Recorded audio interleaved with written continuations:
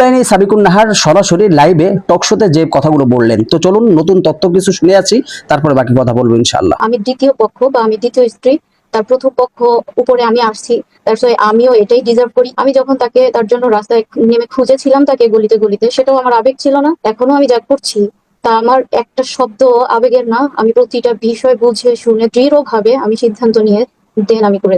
সূরা নিসার 148 নম্বর আয়াতে বলছেন যে লা ইউহিব্বুল্লাহুল জাহরা বিসসুই মিনাল কাওলি ইল্লা মান যুলিমা ওয়া কানা আল্লাহু সামিআন আলিমা।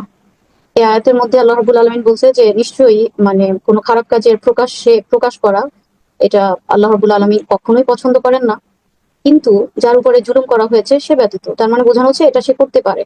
এই আয়াতের ব্যাখ্যায় আল্লামা মুফতি শফি রাহিমাহুল্লাহ তার মারিফুল কোরআনে তিনি বলছেন একটা অংশে যে এই আয়াতে কারিমে অনেকগুলো ব্যাখ্যা আছে, তার মধ্যে একটা এটা বলছেন যে মাজলুম ব্যক্তি যদি